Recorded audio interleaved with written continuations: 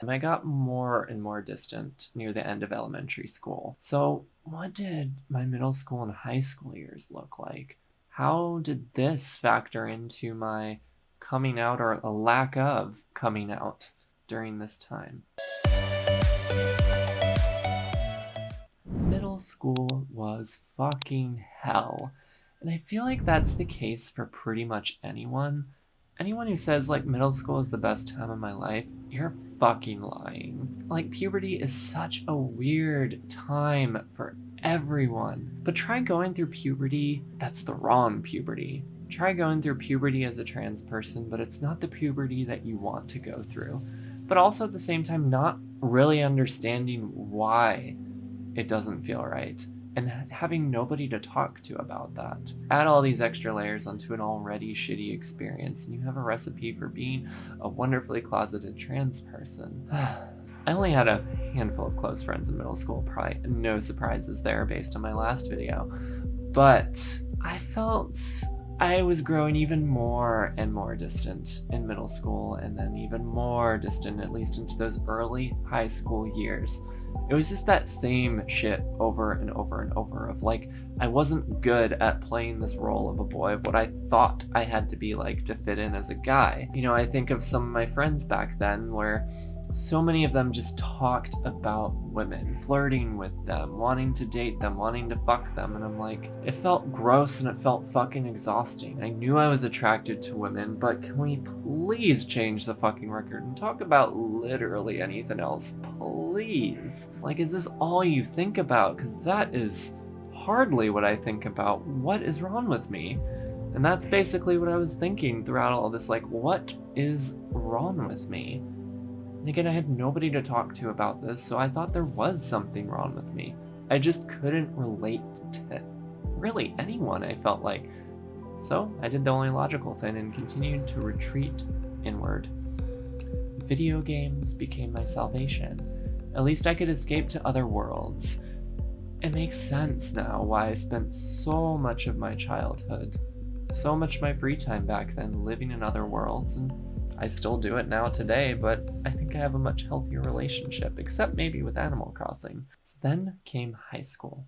And what's the best thing to do when you're starting high school if you're like an introverted, severely reserved person? Of course, going to a high school far away from home, a magnet school, where you know maybe 3 people there and you're not close friends with any of them. Great. Totally not a recipe for just depressing isolation. So yeah, I continued my journey of being an isolated introvert, and I didn't have a clue of who I was.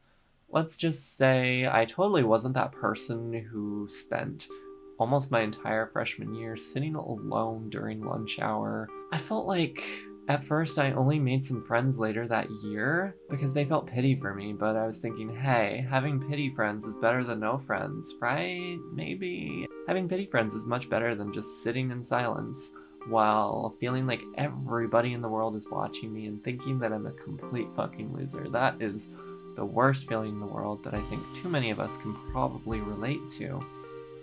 And if you can't, that's a good thing to not be able to relate to that experience. Surprisingly, I eventually ended up loving high school in my junior and senior years, but I absolutely hated it the first 2 years. You know, I had friends that stopped talking to me, friends that pretended I didn't exist after that first summer, friends that never showed up to my birthdays. And yeah, that may sound like a piddly thing, not showing up to a birthday, but for somebody who's so socially isolated, and this was like my one time to have like a social event, yeah, it was important. And it feels awful when you invite like over a dozen people to your house for a birthday party. Your parents buy like 10 pizzas for all the people that are supposed to come, and then only one friend shows up, and it's super awkward. And then even worse, I feel super embarrassed, not just in front of this friend, but in front of my parents, because like, come on, now even my parents probably think I'm a loser. That was the birthday after freshman year, and I still think that was probably one of the worst days of my life, because it was just like, well, fuck. Nobody likes me. What am I doing wrong? I again had really no idea. It was at this time where those feelings started flooding back in. What feelings, do you ask? The trans ones. Where this desire of wanting to be a girl really came back. And why was it coming back? Why am I drawn to wear my mom's clothes when she's not around, when no one's around? Why does it feel so right one minute and then spiral into shame the next? I'm just a crossdresser, right? At least that's what I told myself, because that felt more manageable and I could just keep that in the closet. And I think I was also too scared to even bring it to the light of day that there could possibly be anything else there. Too scared to even take that attempt of looking online to find out more. I didn't want to find out more because I was afraid of what I might find. And I realize now why it was so hard for me to make friends for so many years. It wasn't safe for me to be me. And I tried to play a part that was not meant for me. A part that I was simply just really not that good at playing. The part of being a boy. People could see right through that I was like, that costume doesn't quite fit you. You're kind of fucking up that role you're doing there. Who let you into acting school? And I'm like, nobody. I was placed here against my will. Throughout this, I just wasn't living authentically. Therefore, I wasn't able to make authentic friendships. If I couldn't show up authentically, how could my connections with others be authentic? And then suddenly, like junior year, things just really started to click into place. Don't really know what clicked, but things really started to change. Like the end of my sophomore year, early junior year was probably when I made my first real close friend in many years. My friend Paul, hi if you're watching, who is still one of my best friends today. And through him, I made several other really close friends, some of which I'm also still friends with today. And I think something just happened where I was finally just like, I don't think I had this exact explicit realization, but like I just didn't care anymore. I finally felt happy and I just kind of stopped caring what other people thought to some extent, not entirely. You know, it's kind of this thing of like, who cares if all my close friends are girls again, or almost all? And then who cares if pretty much all the guy friends I had turned out to be gay later, at least the close ones? Who cares? There's probably a reason why I'm gravitating towards these people and why I connect with them more. You know, there are a lot of people out there who thought I was gay, thought I was just some weird introvert, and some that very incorrectly thought I was a player, because yeah, this was like the early 2000s, people still use that word, you know, just because I hung out with a bunch of girls and they were all wrong. I mean, my girlfriend at the time in high school did not like it, and no matter how many times I told her that they were just friends, I can understand why she didn't like it, because when the world sees you as a straight guy, you can't simply just be friends with other girls. It's just not possible. It's so fucking dumb. Can straight people get their shit together and get their fucking heads out of their asses, please? Friendships don't have to be so damn gender segregated. Why is that a thing?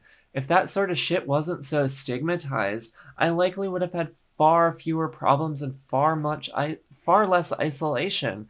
Like I would have been in that time as a child where I was having friends with girls and I wouldn't have been berated for it and I wouldn't have retreated into a shell and maybe I wouldn't have come out or any earlier, but I would have been a lot more comfortable and confident in my own skin, because it would be like I wouldn't be constantly getting these messages that everything I was doing was wrong. But again, because the world saw me as a guy, and because, you know, I wasn't gay, or at least not in the way that they expected, I wasn't seen as a safe person. I wasn't seen as safe to girls, because, you know, there's this idea of like, you're a heterosexual guy, so yeah, if you are hanging out with a girl, the only thing you could possibly want from them is to fuck them. And I'm just like, can we move past that? And yes, there are people like that in the world, but not everyone is like that. And perhaps there is a problem with how we're socialized that creates so many people like that and creates so many people that feel that way. And believe me, I understand why the world sees most cisgender heterosexual men as not being safe. Just look at the history books. You know, it makes sense. It does make sense.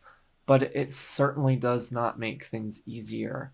For somebody like me, I'm just a trans girl in a cis world. But I was finally at a point, at the end of high school, something just clicked. I finally stopped caring.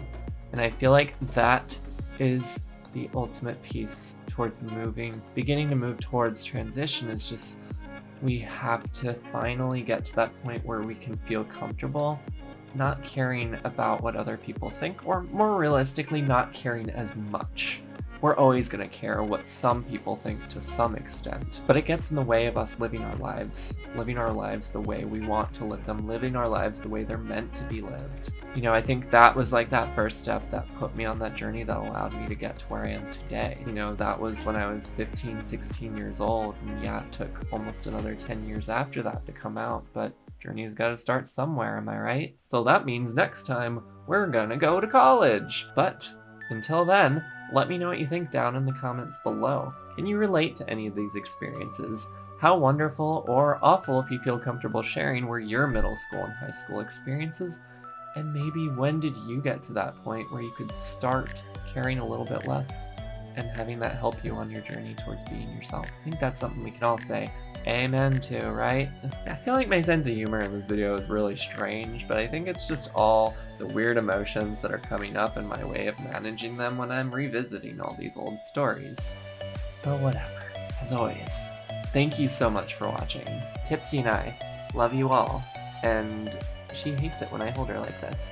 But despite her hating that, we both hope that you're happy, safe, and healthy during this tough time. And if you have not done so already, please give us a thumbs up, hit that subscribe button, and hit that notification bell. Bye for now.